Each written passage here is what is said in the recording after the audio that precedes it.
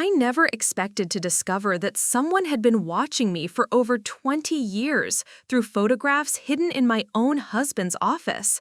After 15 years of marriage, I thought David and I shared everything. I was wrong about so much more than I could have ever imagined. Before we jump back in, tell us where you're tuning in from, and if this story touches you, make sure you're a subscriber, because tomorrow, I've saved something extra special for you. Tell us a duh. The morning sun streamed through the bay windows of our Victorian home in Millbrook, casting long shadows across the hardwood floors as I stood in David's home office, surrounded by towers of paperwork and forgotten memories. It was a Tuesday in late September, and my husband of 15 years was 3 days into what was supposed to be a week-long medical conference in Denver. Dr. David Chen, respected cardiologist at Millbrook General Hospital, had left me with his usual kiss on the forehead and a promise to call every evening. I'd always prided myself on being organized, methodical in everything I did. As a freelance graphic designer, attention to detail wasn't just helpful, it was essential. But David's office had always been his domain, a cluttered sanctuary of medical journals, patient files, and the accumulated debris of a busy physician's life. He'd asked me dozens of times to help him organize it, but somehow we never found the time between his hospital rounds, my client deadlines, and the social obligations that came with being married to one of the town's most respected doctors. Our life in Millbrook seemed picture-perfect from the outside.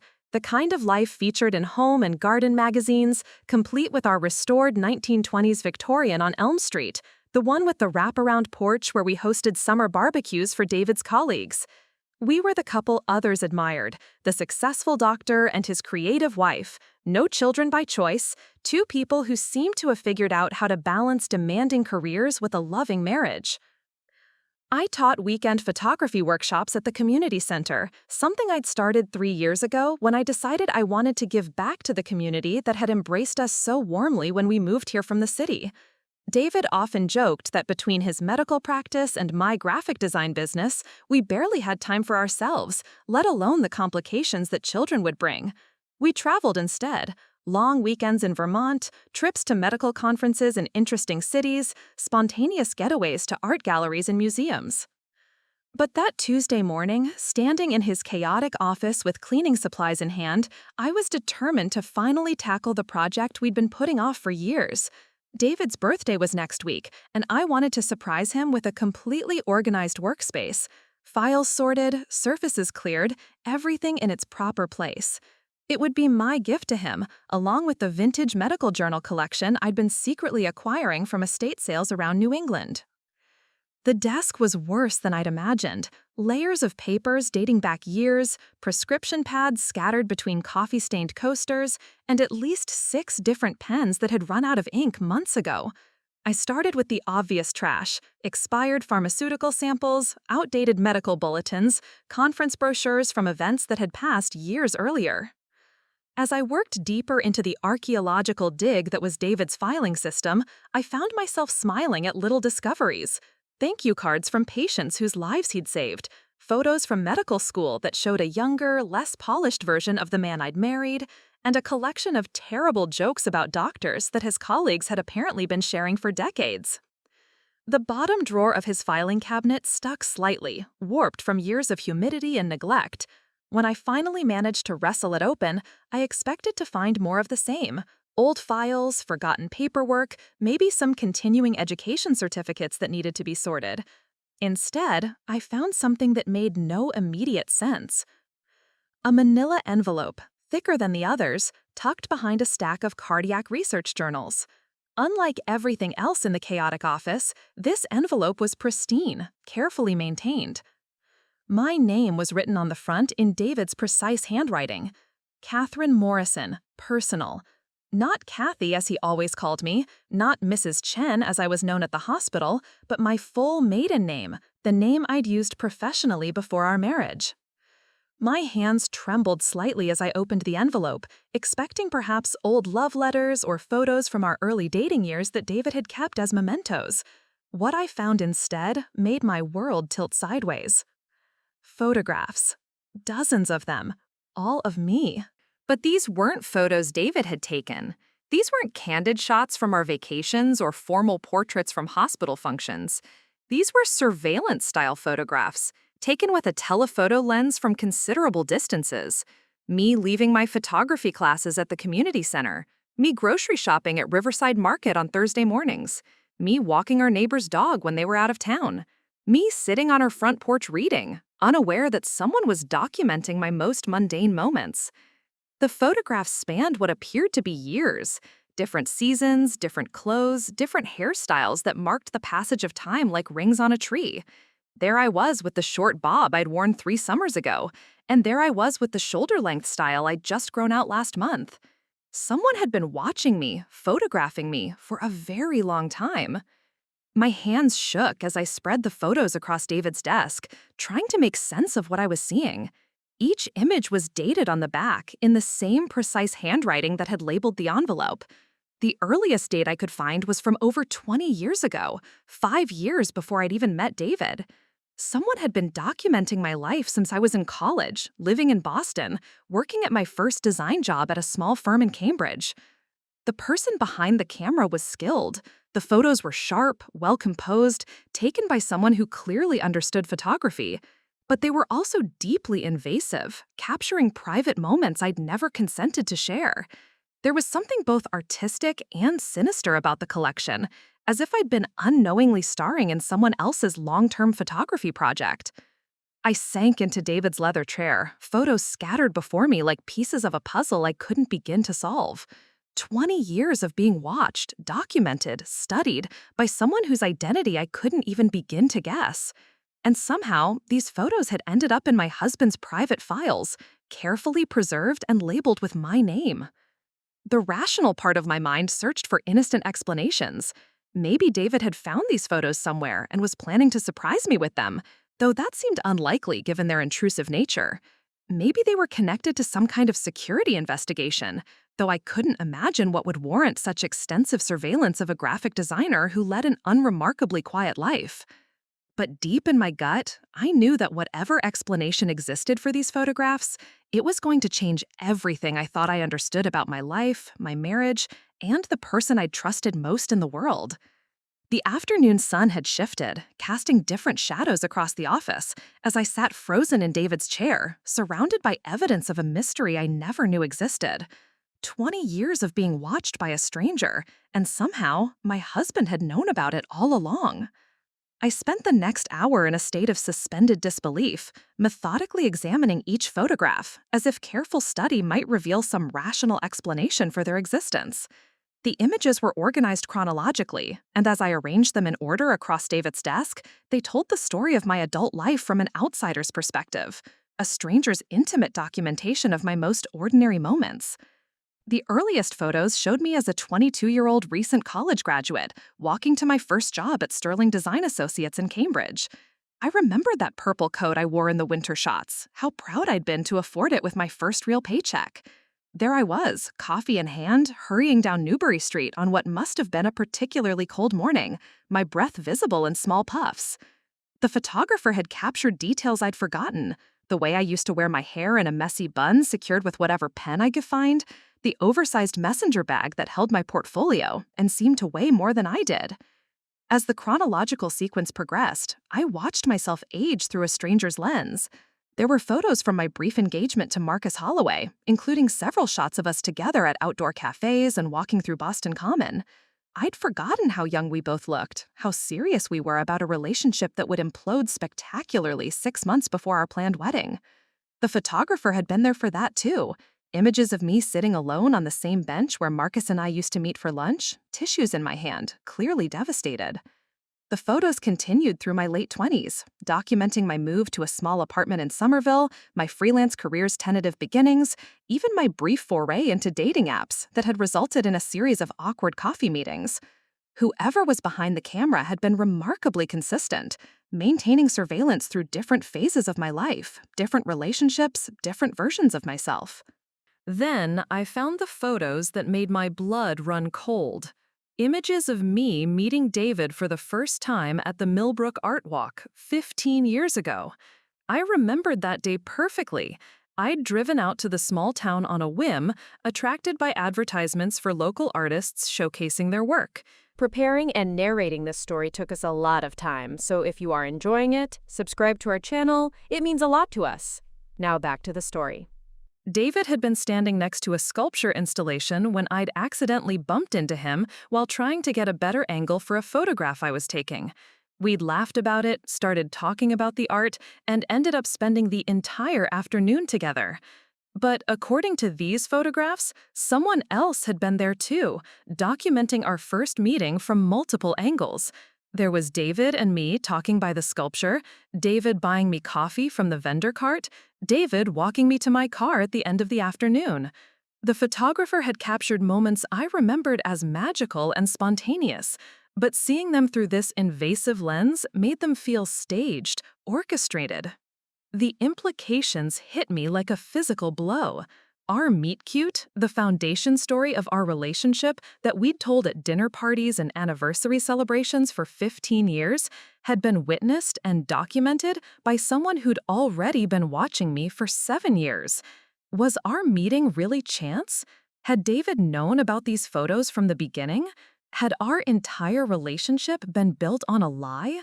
I fumbled for my phone with shaking hands and called my sister Emma in Portland. She answered on the third ring, her voice bright with the casual warmth of someone whose biggest concern was probably what to make for dinner. "Kathy, what's up? You sound weird." I tried to formulate words that would make sense. I need to ask you something strange. Do you remember me ever mentioning feeling like I was being followed? Maybe when I was younger, living in Boston?" A pause. "Followed? No, I don't think so. Why? Are you okay?" I found something. Photos of me. Lots of them. Someone's been taking pictures of me for years, Emma, since before I met David." "What do you mean? Like someone's been stalking you?" The word hung between us, stark and frightening. Stalking. I hadn't allowed myself to think it, but that's exactly what this was. "I don't know. Maybe. The photos go back over 20 years. They're in David's office." Another pause, longer this time. "David's office? Kathy, what are you saying?" "I don't know what I'm saying. I'm scared, Em. I don't understand how these photos ended up with David or why he never told me about them. Where is David now?" "Denver, medical conference. He's not supposed to be back until Friday." "Okay, listen to me. Don't touch anything else. Take photos of the photos with your phone, then put everything back exactly where you found it. I'm going to make some calls. My friend Jake works in private security. He might know someone who can help us figure out what this is." I nodded, though she couldn't see me. Emma had always been the practical one, the sister who thought 3 steps ahead while I was still processing step 1. "Should I call the police?" "Not yet. We need to understand what we're dealing with first. And Kathy, don't confront David about this until we know more. If he's involved in something, we need to be smart about this." After hanging up, I forced myself to document everything methodically. Using my phone, I photographed each surveillance photo, making sure to capture both the image and the date written on the back. The process felt surreal, taking pictures of myself, creating evidence of evidence. As I worked, patterns began to emerge. The photographer had favored certain locations, times of day, angles. They clearly knew my routines well enough to anticipate where I'd be and when. The quality of the equipment had improved over the years. Early photos showed the graininess of film, while recent ones had the crisp clarity of high-end digital photography. But the most disturbing discovery came when I reached the most recent photos in the collection. Images from just last month, showing me leaving my photography workshop at the community center, captured with the same telephoto precision as all the others. The surveillance hadn't stopped when I'd married David and moved to Millbrook. If anything, it had become more frequent, more detailed. I found photos of our house, our garden, me working in my home studio. The photographer had been close enough to capture details of my daily routine that only someone with extended access to our neighborhood could have managed. Someone who belonged in Millbrook, who wouldn't attract attention by lingering with a camera. The final photo in the collection was dated just 2 weeks ago. It showed me sitting on our front porch in the early evening light, reading a book while David worked late at the hospital. I remembered that night clearly because I'd felt oddly unsettled, as if someone was watching me.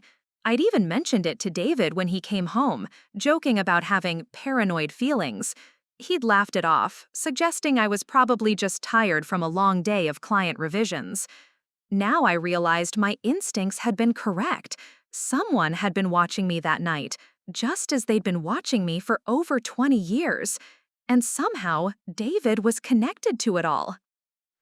As I carefully returned the photos to their envelope and placed it back exactly where I'd found it, one question dominated my thoughts. In a marriage built on trust and shared secrets, what other truths had my husband been hiding from me? The next morning, I woke with the kind of bone-deep exhaustion that comes from a sleepless night spent staring at the ceiling, my mind churning through impossible scenarios. David had called at his usual time the evening before, his voice warm and familiar as he told me about the conference sessions and asked about my day. I'd managed to sound normal, even laughed at his story about a colleague who'd gotten lost in the hotel's confusing layout. But every word felt like a performance, every casual question about my activities taking on sinister new meaning. Emma called at 7 a.m., before I'd even managed to finish my first cup of coffee. "I talked to Jake," she said without preamble. "He wants to see the photos. Can you send me the pictures you took yesterday?" I transferred the images while she waited on the line, my hands steadier than they'd been the day before. Something about having a plan, even a preliminary one, made the situation feel less overwhelming. "Jesus, Kathy," Emma breathed after a few minutes. "Jake says this is definitely professional work. Whoever took these has serious photography skills and expensive equipment. This isn't some amateur with a smartphone." "What does that mean?" "It means this was planned, systematic. Jake thinks we're looking at either a private investigator or someone with professional surveillance training. He wants to know if you can think of any reason someone would want to monitor you for this long." I'd been asking myself the same question all night. I can't think of anything. I'm a graphic designer, Em. I design logos and websites.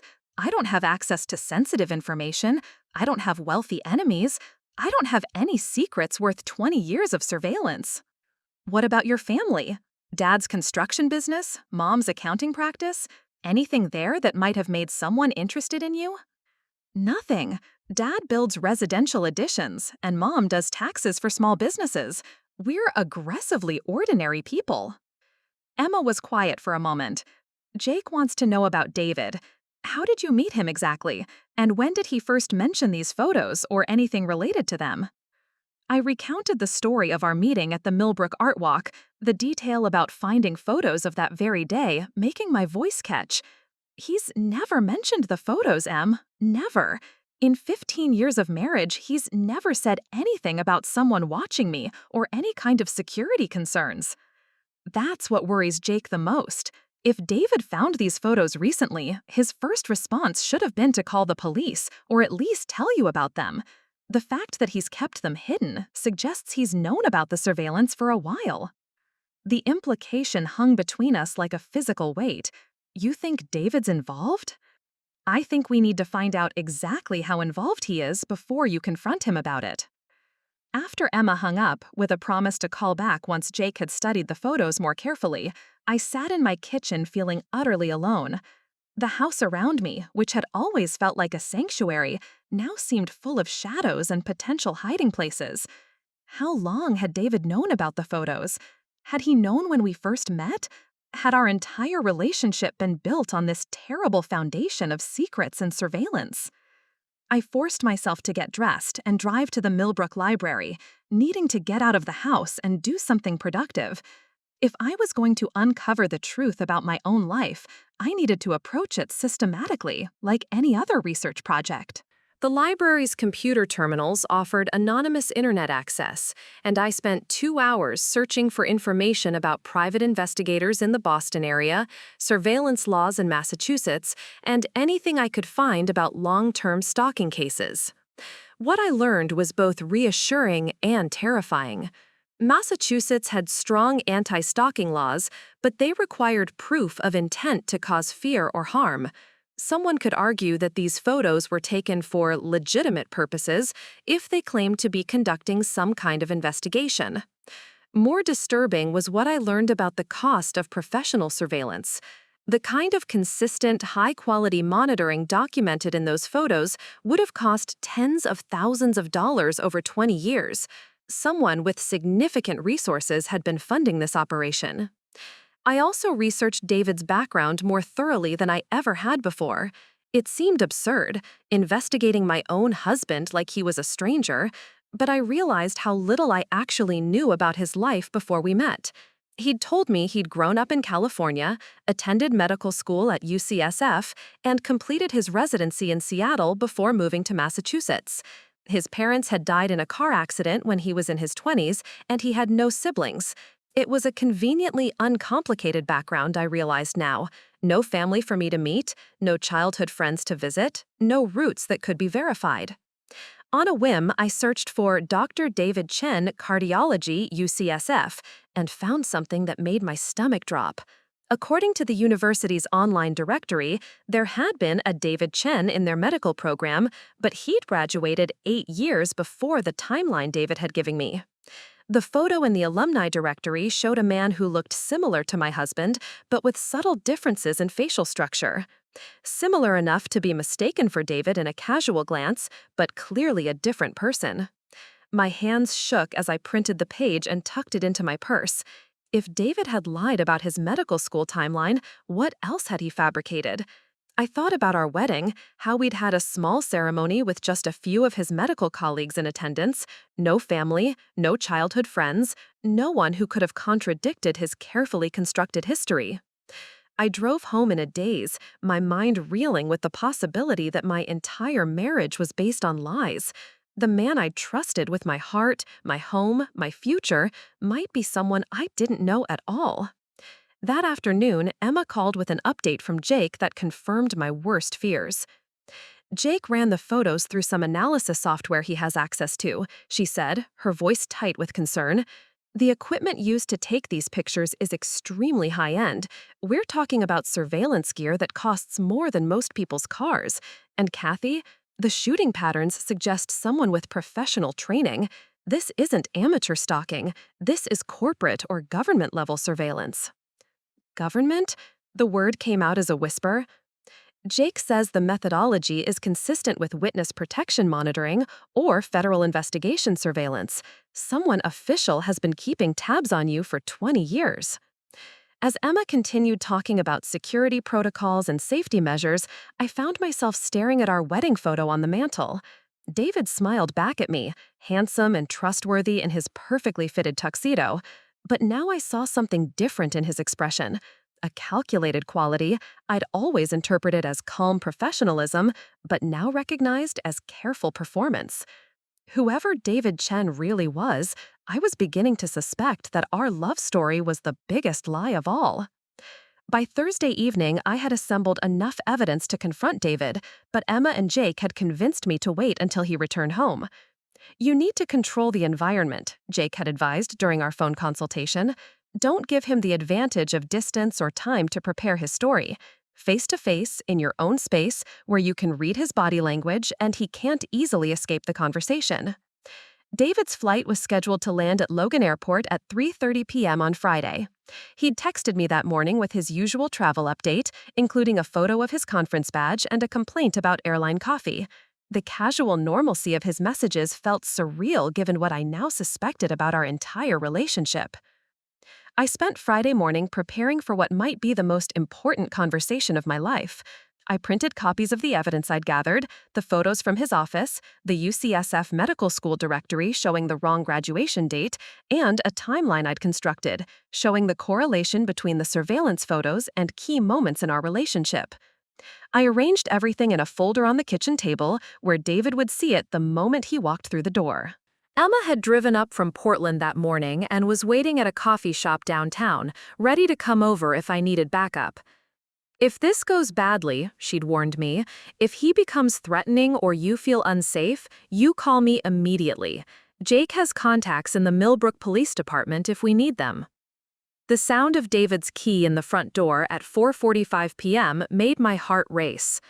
I heard him drop his luggage in the entryway, his familiar routine of hanging up his coat and checking the mail. When he appeared in the kitchen doorway, his face lit up with the genuine smile I'd fallen in love with 15 years ago. "There's my beautiful wife," he said, crossing the room to kiss me. "I missed you."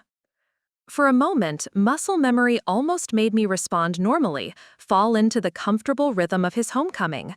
But then I saw his eyes flick to the folder on the table, and something shifted in his expression, so subtle that I might have missed it if I hadn't been watching carefully.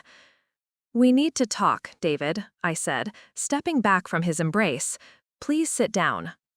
He glanced at the folder again, and I caught a flash of something that looked like resignation. "What's this about, Kathy?" Instead of answering, I opened the folder and spread the surveillance photos across the kitchen table. David's face went completely still as he recognized them, confirming what I'd already suspected. He knew exactly what these photos were. "I found these in your office," I said, my voice steadier than I'd expected. "Hidden in your filing cabinet. Someone has been taking pictures of me for over 20 years, David, since before we met, and somehow you have them." David sank into a chair, his eyes moving across the photos without surprise, without shock, without any of the reactions an innocent husband should have had. "Kathy, I can explain." "Then explain. Explain why you have surveillance photos of me dating back to college. Explain why there are pictures of the day we met, taken by someone else who was watching us. Explain why you never told me that someone has been stalking me for most of my adult life."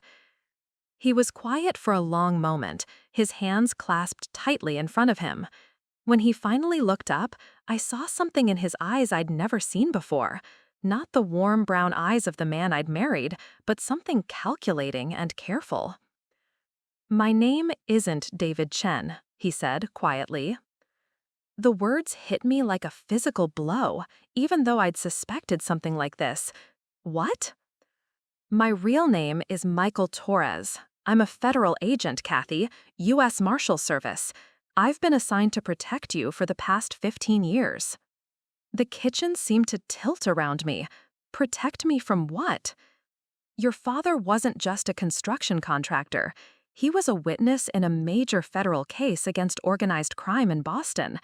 He testified against the Torino family in 1999, helped convict 3 high-ranking members of their money laundering operation. The family put a contract out on him and anyone close to him." I stared at him, my mind struggling to process what he was saying. That's impossible. Dad builds decks and additions. He's the most ordinary man in the world. He was ordinary. That's what made him so valuable as a witness. He was working on a renovation project for one of the Torino family's legitimate businesses when he accidentally discovered evidence of their financial crimes. He could have walked away, pretended he never saw anything. Instead, he went to the FBI. David, Michael, reached into his jacket and pulled out a leather wallet, flipping it open to reveal a badge and identification. Deputy U.S. Marshal Michael Torres. The photo was definitely him, but younger, with shorter hair and a more serious expression. "The Marshal Service has been protecting your family since your father testified. Your parents were relocated to Maine under new identities. You were in college then, living independently, so we maintained surveillance on you instead of forcing relocation. The photos you found are part of your protective detail records." "This is insane," I whispered. "You're telling me my entire life has been a lie? That you married me as part of some job assignment?" For the first time since he'd started talking, Michael's composure cracked. "No, God, no, Kathy. That's the one thing that was real. Meeting you, falling in love with you, that wasn't part of the assignment. That was the best mistake I ever made." "Mistake?" The word came out sharp and bitter. I was supposed to maintain professional distance, watch you, protect you, but never get involved. When I met you at that art walk, I was there as part of your security detail. But when we started talking, when I saw how intelligent and funny and beautiful you were, I couldn't stay away. I stood up abruptly, pacing to the window. So our entire relationship has been based on lies. You've been lying to me every single day for 15 years. I've been protecting you every single day for 15 years, he said, his voice intense. Do you know how many times threats against you have been intercepted? How many times we've had to quietly relocate potential dangers? You've been safe because I've been watching over you. By lying to me, by pretending to be someone you're not. I spun around to face him. What else is fake, Michael? Your medical practice? Our house? Our marriage? I am a doctor, he said quietly. That part is real. The Marshal Service put me through medical school as part of my cover. My practice is legitimate, my patients are real. And our marriage, he stood up, taking a step toward me, our marriage is the most real thing in my life. I backed away from him, overwhelmed by the enormity of his deception. I don't even know who you are. You know exactly who I am. I'm the man who brings you coffee in bed every morning. I'm the man who holds you when you have nightmares. I'm the man who loves you more than his own life. His voice broke slightly. The only thing that's different is my name and why I was in Millbrook that day we met. Everything is different, I shouted, all my controlled composure finally cracking. You've been living a lie, making me live a lie. What happens when your assignment ends, when the threat is over? Do you just disappear? Do you get reassigned to protect some other woman and marry her too? There is no end to this assignment, Kathy. The contract on your family is still active.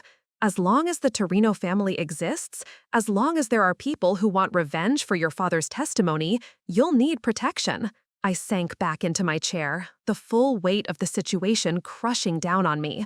Not only had my husband been lying to me for 15 years, but my entire life was built around a threat I'd never even known existed. I need you to leave, I said quietly.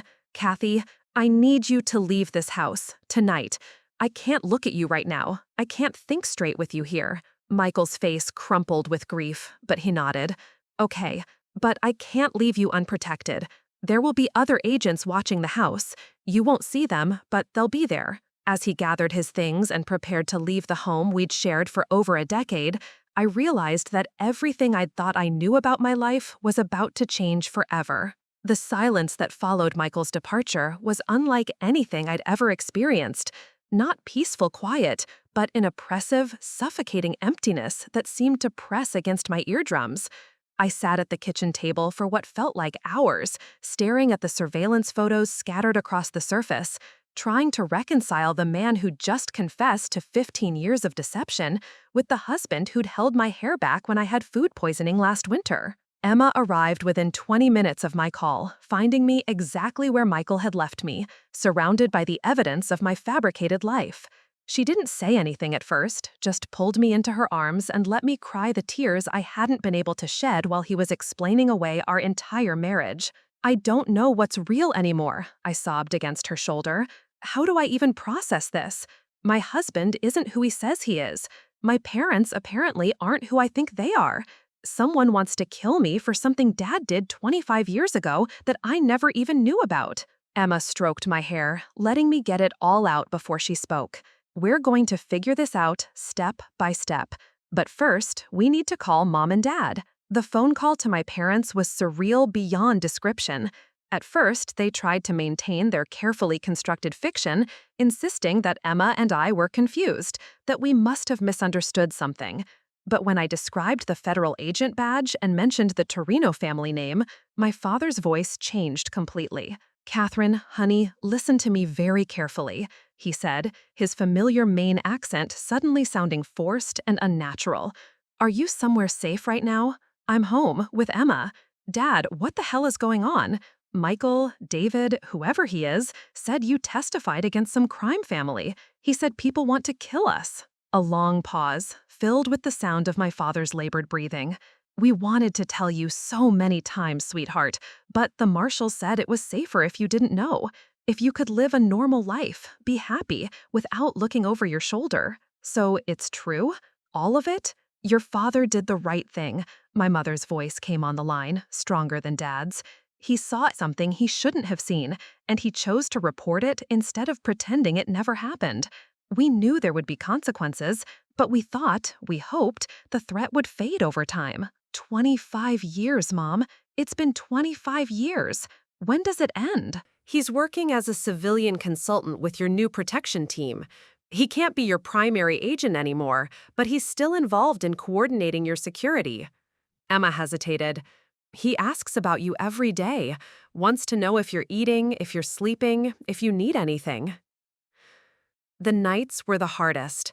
In the safe house's master bedroom, lying in a bed that smelled like industrial detergent instead of Michael's familiar cologne, I found myself replaying our 15 years together, trying to separate the lies from the truth. Had his concern when I worked late been genuine husbandly worry or professional vigilance?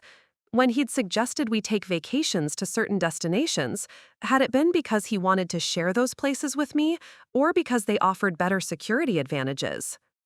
But then I'd remember smaller moments that couldn't have been calculated. The way he'd stayed up all night with me when I'd had the flu, bringing me soup and reading aloud from terrible romance novels to make me laugh. The time he'd driven 4 hours to surprise me at a gallery opening because he knew how nervous I was about displaying my photography publicly. The morning I'd found him in the garden, crying over the death of a patient, allowing me to see him vulnerable and human. Those memories felt real in a way that professional deception couldn't manufacture. My new handler, Agent Sarah Martinez, was competent and kind, but she wasn't Michael. She briefed me weekly on threat assessments and security protocols with professional efficiency, but she didn't know that I needed exactly 12 minutes to drink my morning coffee, or that I couldn't fall asleep without checking the locks twice. The intimacy of long-term protection, I realized, created a bond that went beyond duty, even when that bond was built on deception.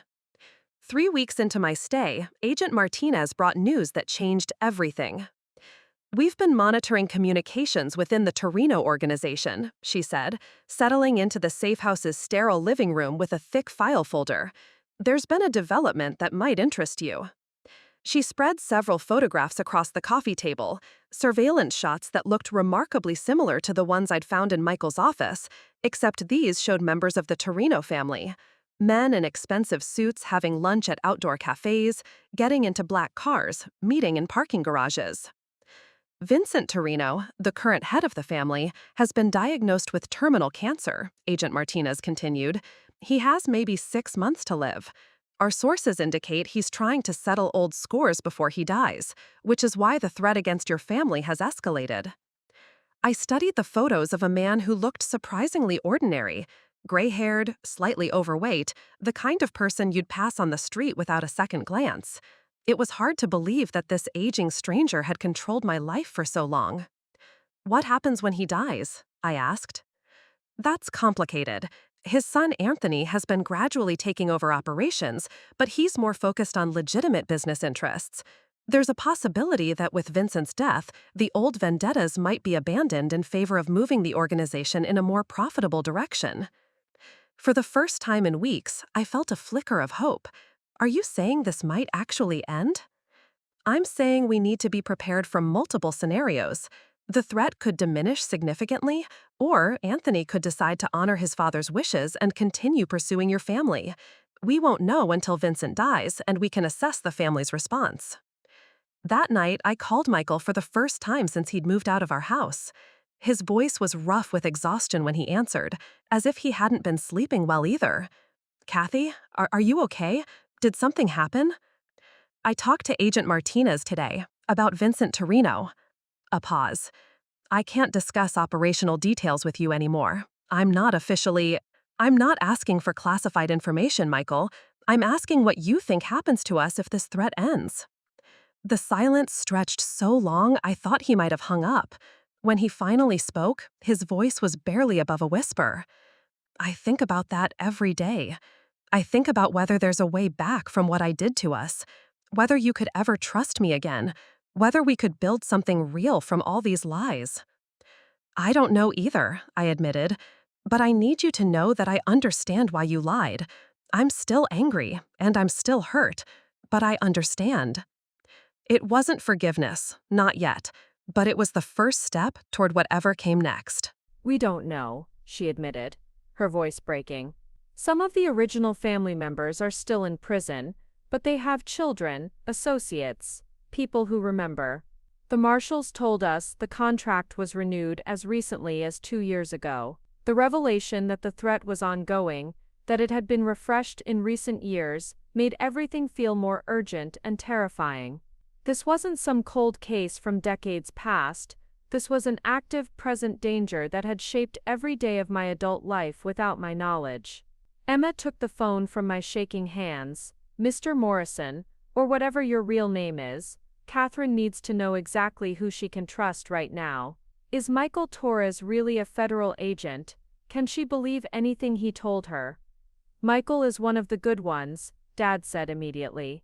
I know this is overwhelming for Catherine, and I understand why she's angry about the deception, but that man has risked his career and possibly his life to keep her safe. The Marshals Service has protocols about agents getting personally involved with their protectees. What Michael did, falling in love with her, marrying her, that could have gotten him fired or worse. So he really loves her? Emma asked, glancing at me with cautious hope. Honey, I've met Michael maybe 6 times over the years, always in secret, always for security briefings. But every single time, all he wanted to talk about was Catherine, how smart she is, how talented, how happy she makes him. That man didn't marry your sister because it was his job. He married her despite his job. After the call ended, Emma and I sat in my living room, trying to process the complete upheaval of everything I'd believed about my family, my marriage, my safety. The house felt different now, not like a home, but like a safe house, a carefully constructed facade, designed to keep me unknowingly protected. I need to see them, I said suddenly. My parents, I need to see their faces and hear the truth from them directly. Kathy, if they're in witness protection, is that even possible? I don't care about protocols anymore. My entire life has been managed by protocols I never agreed to. I want answers, and I want them from the people who made the decisions that shaped my whole existence. Emma nodded slowly. Okay, but we do this smart. We contact Michael first, make sure it's safe, make sure we follow whatever security measures need to be in place. I don't want to talk to Michael. I know you don't. But like it or not, he's the expert on keeping you alive. And right now, that has to be the priority. As if summoned by our conversation, my phone buzzed with a text from Michael. I know you don't want to hear from me, but there's been a development. We need to talk. The threat level has changed. I stared at the message, feeling the last vestiges of my normal life crumbling away. Whatever was coming next, I knew there would be no going back to the comfortable illusions I'd lived with for so long. The safe house in New Hampshire looked nothing like the cozy bed and breakfast the U.S. Marshals had described. It was a sterile ranch home on 10 acres of wooded land, equipped with security cameras, reinforced windows, and enough surveillance equipment to monitor a small city. I'd been there for 3 weeks, and the isolation was starting to feel more like imprisonment than protection. The development Michael had texted about turned out to be intelligence, indicating that the Torino family had learned about my father's recent contact with federal agents. Somehow, they'd discovered that the witness they'd been hunting for 25 years had reached out to authorities again, and they were actively searching for any remaining family members.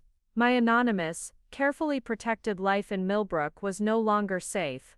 Emma had been allowed to visit twice, each time requiring a security escort and hours of background verification. During her second visit, she'd brought news that made my isolation even harder to bear. Michael resigned from the Marshals Service, she told me as we sat on the safe house's back deck, surrounded by the constant whisper of wind through pine trees. He requested reassignment first, tried to get someone else put on your protection detail, but his supervisors refused. They said he was too emotionally compromised to be objective about your safety. I felt a complicated mix of emotions at this news. Part of me was angry that he'd made such a dramatic gesture without consulting me. Another part was touched that he'd been willing to sacrifice his career. But mostly, I felt guilty guilty that his love for me had cost him the job he'd trained for, guilty that I couldn't simply forgive him and move forward. Where is he now? I asked, though I wasn't sure I wanted to know. 2 months after Vincent Torino's death, I was finally allowed to return to Millbrook, though the house felt like a museum of my former life. Everything was exactly as I'd left it the day I'd been rushed to the safe house. Michael's coffee mug still in the sink, the surveillance photos still scattered across the kitchen table where Agent Martinez had photographed them for evidence. But the silence was different now, charged with possibility rather than threat. The funeral had been surprisingly quiet. According to Agent Martinez, Vincent Torino had died in a hospice in Florida, attended only by his immediate family and a handful of old associates. There had been no dramatic deathbed proclamations about continuing vendettas, no movie-style scenes of sons swearing blood oaths. Anthony Torino had issued a brief statement through his attorney expressing his father's wish that old business matters be resolved peacefully. In the strange language of federal protection, this meant the active threat against my family had been officially downgraded to minimal risk. We would still be monitored periodically, still have emergency protocols in place, but the intensive protection that had shaped my entire adult life was effectively over. The freedom felt overwhelming and terrifying in equal measure. Michael had been waiting on the front porch when Agent Martinez drove me home, sitting in the same spot where he'd carved our initials into the railing during our second year of marriage. He looked older, thinner, his usually perfect hair disheveled, and his clothes wrinkled as if he'd been sleeping in them. "I didn't know if you'd want to see me," he said as I approached the steps. "I don't know if I do," I replied honestly, "but we need to talk, really talk, without handlers and protocols and security briefings." We sat on opposite ends of the porch swing, a careful distance between us that felt both familiar and strange. For 15 years, this swing had been our place for evening conversations, for planning our days and sharing our dreams. Now it felt like neutral territory in a negotiation whose terms we hadn't yet defined. "Agent Martinez says you refused the relocation offer," I said, breaking the silence. Michael nodded. "They wanted to move me to Oregon, give me a new identity, a fresh start. Standard procedure for agents whose covers have been compromised. Why didn't you take it?" He looked at me with those brown eyes that had fooled me for so long, and I saw something I'd never seen before, complete vulnerability. "Because my life is here, with you. Even if you never forgive me, even if we can't find a way back to what we had, I can't imagine existing somewhere where I couldn't at least know you were safe and happy." Over the following weeks, we began what Dr. Ellen Rodriguez, our new therapist, called radical honesty sessions. 3 times a week, we met in her office, and Michael answered every question I could think of about our life together. Some answers were reassuring. Yes, he genuinely loved my terrible cooking in the early years of our marriage. No, he'd never filed reports about my private conversations with Emma. Others were harder to hear. Yes, there had been times when his medical emergencies were actually security briefings. No, our anniversary trip to Italy hadn't been his romantic surprise, but a carefully planned relocation to a country with better extradition treaties. But the most difficult session came when Dr. Rodriguez asked Michael to explain what had made him fall in love with me, knowing that emotional attachment violated every protocol of his assignment. "She was taking pictures of the sculpture installation," he said, his voice soft with memory. "She was completely absorbed in finding the perfect angle, moving around this massive metal piece like she was dancing with it. And when she bumped into me, instead of being embarrassed, she laughed and asked if I wanted to see what she'd captured." He paused, looking directly at me. "She showed me her camera display, and I realized she wasn't just taking tourist photos. She was seeing art in a way I'd never learned to see it. She was teaching me something beautiful in the first 5 minutes we knew each other." "That doesn't explain why you pursued a relationship you knew was forbidden," Dr. Rodriguez prompted gently. Michael's composure cracked slightly. "Because for the first time in my adult life, I was talking to someone who didn't know I was a federal agent. She wasn't impressed by my badge or intimidated by my authority. She was just herself, completely, authentically herself, and I wanted to be that way too." The revelation that his deception had been born from a desire for authenticity rather than manipulation didn't excuse the lies, but it helped me understand them. Michael had created a false identity not to hurt me, but to experience what it felt like to be genuinely known and loved. "I need to meet the real you," I told him after that session, as we walked to our respective cars in the parking lot. "Not David Chen, the cardiologist, not Deputy Marshal Torres. I need to know who Michael actually is when he's not playing a role." "I'm not sure I know who that is anymore," he admitted. "I've been undercover for so long, I'm not sure where the assignment ends and I begin." "Then we figure it out together," I said, surprising myself with the certainty in my voice. "But this time, we do it with complete honesty. No more secrets, no more protection protocols, no more lies to keep me safe from truths I deserve to know." It wasn't forgiveness yet, but it was something more valuable. It was a choice to move forward together into whatever came next. 6 months after Vincent Torino's death, I stood in the kitchen of our Millbrook home at 6:30 a.m., watching Michael, I'd finally started thinking of him by his real name, make coffee with the same precise ritual he'd performed as David Chen for 15 years. The difference now was that I understood the hypervigilance behind his movements, the way he positioned himself to see both entrances to the kitchen, the unconscious habit of listening for sounds that didn't belong. We'd been living separately but together for 3 months. He'd moved back into the house, but slept in the guest room, and we'd established careful boundaries around privacy, communication, and physical space. It was an awkward arrangement that felt like being roommates with someone you'd once shared everything with, but it was also the only way I could process the enormity of rebuilding a relationship from scratch. Dr. Rodriguez had warned us that this phase would be the most difficult. "You're not just working through betrayal," she'd explained during one of our sessions. "You're essentially getting to know each other for the first time as your authentic selves. That's challenging even for couples who haven't been living with fundamental deceptions." The previous evening, Agent Martinez had delivered news that would force us to make a definitive decision about our future. The FBI had officially closed the case file on threats against my family. After 25 years, the Torino organization had been classified as no longer operationally interested in pursuing vengeance against my father's testimony. Anthony Torino had formally dissolved the old guard of his father's organization, focusing entirely on legitimate business ventures. I was free, truly free, for the first time since college, to live without the invisible web of protection that had shaped every major decision of my adult life. "We need to talk," I said, setting down my coffee mug with more force than necessary. Michael looked up from the medical journal he'd been reading, another habit I now recognized as part of maintaining his cover identity rather than genuine interest. "About the case closure?" "About us, about what happens now that we can make choices based on what we actually want instead of what keeps me alive." He closed the journal and gave me his full attention, something I'd learned to distinguish from the performance of attention he'd perfected over the years. "What do you want, Catherine?" The use of my full name instead of Kathy was deliberate, another way he'd been trying to separate his authentic self from the character he'd played. It was a small gesture, but it represented the careful dismantling of 15 years of constructed intimacy. "I want to know if the man I fell in love with actually exists," I said. "Not David Chen, the charming cardiologist, not Deputy Torres, the federal agent, but whoever you are when you're not performing either of those roles." Michael stood up and walked to the window, looking out at the garden we'd planted together 3 springs ago.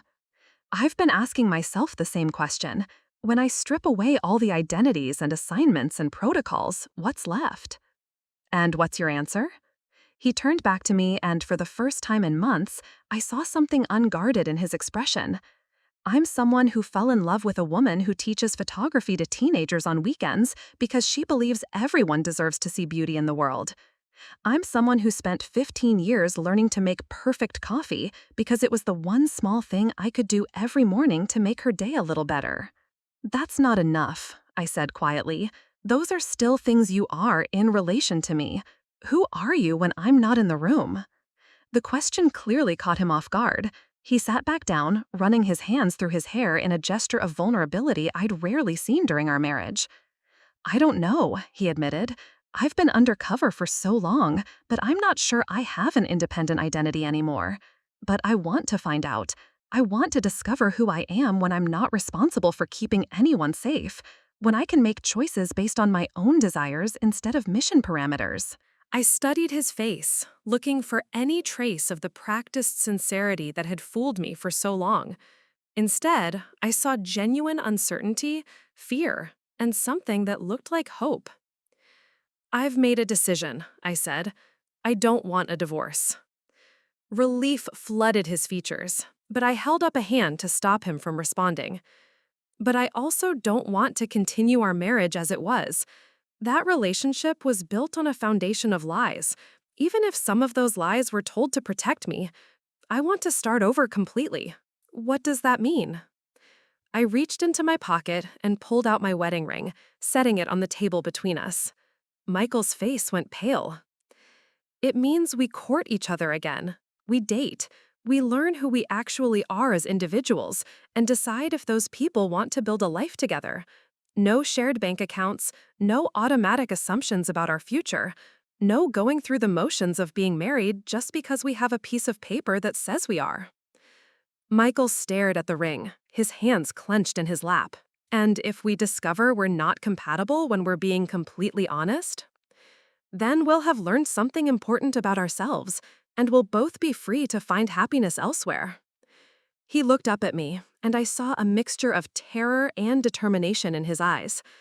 "I accept your terms. But Catherine," he paused, seeming to gather courage, "I want you to know that I'm going to fight for us.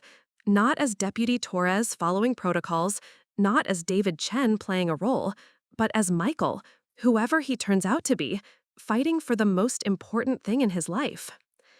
It wasn't a guarantee, but it was a beginning. 8 months later, I found myself nervous in a way I hadn't been since high school, standing in front of my bedroom mirror and changing clothes for the third time. Michael had asked me on what we were calling our first real date, dinner at a restaurant in the next town over, somewhere we'd never been together as the people we used to pretend to be. The dating process had been surreal and wonderful, and occasionally heartbreaking.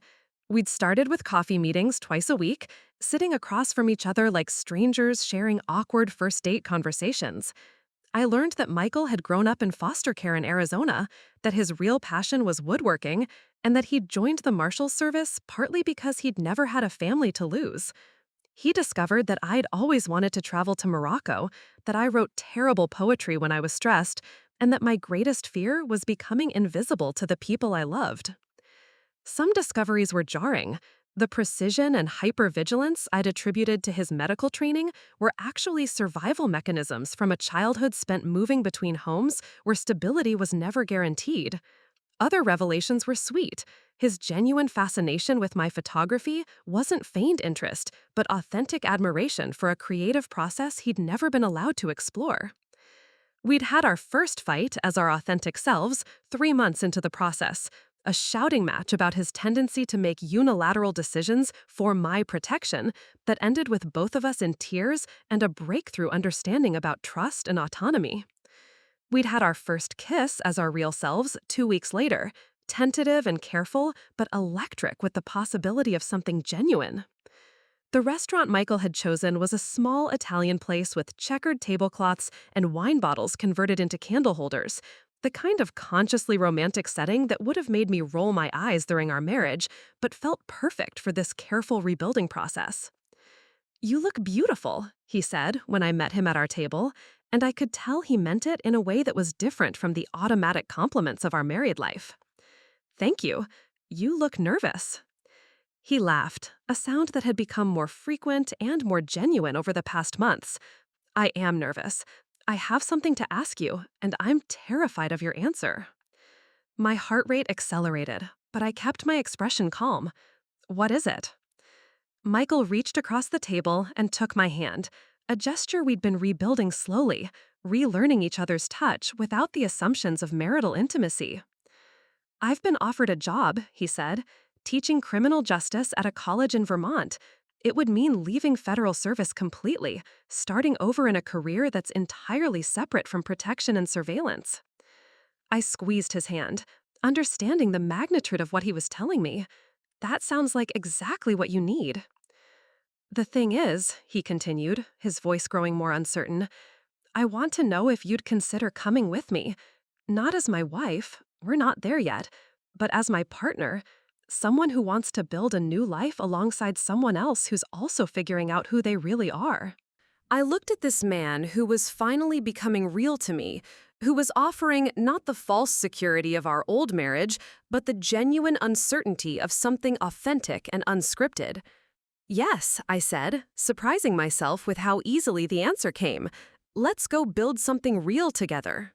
3 years later, I stood in the art studio I'd built behind our cabin in rural Vermont, surrounded by photographs that told the story of our transformation. The walls displayed images from our careful courtship, Michael learning to whittle in the woodworking shop he'd set up in our barn, me teaching photography to local teenagers at the community center, both of us hiking the mountain trails that had become our sanctuary for honest conversations. The exhibition opening was tonight. Reconstruction, a photography series on truth and identity, would be my first solo show since discovering the surveillance photos that had shattered my understanding of my own life. The irony wasn't lost on me. Using photography to explore themes of observation and authenticity after learning I'd been unknowingly photographed for decades. Michael appeared in the doorway, wearing the nervous smile he got when he was proud of me, but trying not to be too obvious about it. The caterers just arrived, he said, and Dr. Rodriguez called to confirm she'll be here by 7. Our former therapist had become an unexpected friend, someone who understood the unique journey we'd taken from deception to authenticity. She'd be introducing the exhibition tonight, speaking about art as a tool for processing trauma and rebuilding trust. Are you ready for this? Michael asked, crossing the studio to stand beside me in front of the centerpiece photograph, a self-portrait I'd taken in the exact spot where we'd first met at the Millbrook Art Walk, but this time with full knowledge of who I was and why I'd been there. I think so, I said, leaning into his shoulder in a gesture that had become natural again, rebuilt from genuine affection rather than married habit. We'd remarried 6 months ago, in a ceremony that was everything our first wedding hadn't been, small, honest, attended by people who knew our real names and our real history.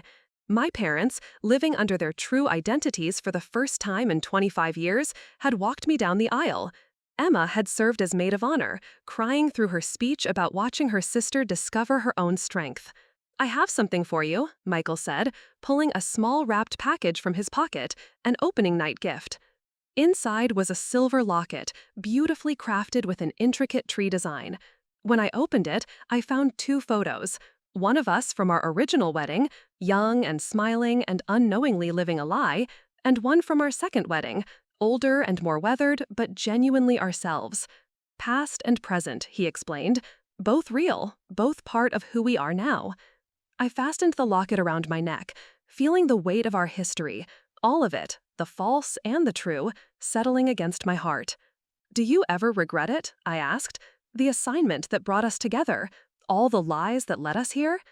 Michael considered the question seriously, as he always did now. I regret the pain those lies caused you.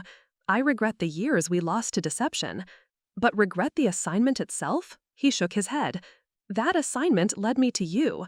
It taught me what it felt like to love someone more than my own safety, my own career, my own carefully constructed identity. Through the studio window, I could see guests beginning to arrive for the opening. Friends from our new life in Vermont, colleagues from Michael's teaching position, students from my photography workshops. People who knew us as we really were, who had no investment in the fiction we'd once maintained. I used to think that truth was binary, I said, that something was either true or false, real or fake. Now I understand that truth can be layered, complicated. The love between us was real, even when everything else was a lie. And now? Michael asked. Now everything is real, the good and the difficult and the uncertain, and that feels like the greatest gift we could have given ourselves. As evening light filtered through the studio windows, casting long shadows across the photographs that documented our journey from deception to authenticity, I realized that the surveillance photos I'd found 3 years ago had inadvertently captured something true, a woman learning to see herself clearly, even when she didn't know she was being watched. Tonight, I would share that story with others, not as a victim of deception, but as someone who had chosen to transform betrayal into understanding, lies into truth, and carefully constructed fiction into something beautifully, imperfectly real. 5 years after finding those photographs in Michael's office, I returned to Millbrook for the first time since we'd left for Vermont. The Victorian house on Elm Street had new owners now, a young family with children whose laughter echoed from the backyard where Michael and I had once maintained our careful facade of marital bliss. I stood across the street from what had been our home, camera in hand, preparing to take the final photograph for a book project I'd been working on, Hidden in Plain Sight, a memoir of surveillance, deception, and radical truth, would be published next year, combining my photography with the story of our transformation. "Strange being back here?" Michael asked, joining me on the sidewalk. He'd driven down from Vermont separately, giving me space to process this return to the site of our former life alone. "Stranger than I expected," I admitted. "I keep waiting to feel angry or sad, but mostly I just feel grateful." The gratitude surprised me even as I spoke the words, grateful for the lies that had led us to truth, grateful for the deception that had forced us to discover authenticity, grateful for the surveillance that had ultimately taught us both what it meant to really see and be seen. Michael's phone buzzed with a text, and he smiled as he read it. "Emma says the baby's finally sleeping. She wants to know if we're still planning to stop by on our way home." My sister had moved to New Hampshire 2 years ago, drawn by the rural peace that had become precious to all of us who'd lived too long under the weight of secrets. Her daughter, Grace Catherine, named for both our mother and me, was now 6 months old and blissfully unaware of the complicated history that had shaped her family. "Are we?" I asked Michael, realizing I genuinely didn't know his preference. Even after all our work on honesty and communication, I still sometimes forgot that I could simply ask him what he wanted instead of trying to read his mind or defer to his judgment. "I'd like that," he said, "unless you'd rather head straight home. This day has been a lot for you." I considered his offer, weighing my own needs against my desire to see Emma and the baby. This, too, was part of our reconstruction, learning to make decisions based on our actual preferences rather than assumed obligations or protective instincts. "Let's go see them," I decided. "But can we take the long way? I want to drive past the art walk location first." As we walked back to our cars, Michael caught my hand briefly, a gesture that still felt like a small miracle, chosen rather than assumed. "Thank you," he said quietly. "For what?" "For teaching me that sometimes the most courageous thing you can do is start over completely. For showing me that love doesn't have to be perfect to be real." I squeezed his hand before releasing it, feeling the truth of his words settle into a space in my heart that had been empty for too long. Thank you for being worth the risk of starting over with. As we drove separately through the familiar streets of Millbrook, heading toward whatever came next in our carefully chosen, authentically lived life, I understood that some stories don't end with resolution. They end with the courage to keep writing new chapters, one honest day at a time. The surveillance was over. The protection was unnecessary. The lies had been replaced with truth. And for the first time in my adult life, the future was completely, terrifyingly, beautifully unknown. Up next, you've got 2 more standout stories right on your screen. If this one hit the mark, you won't want to pass these up. Just click and check them out. And don't forget to subscribe and turn on the notification bell so you don't miss any upload from us.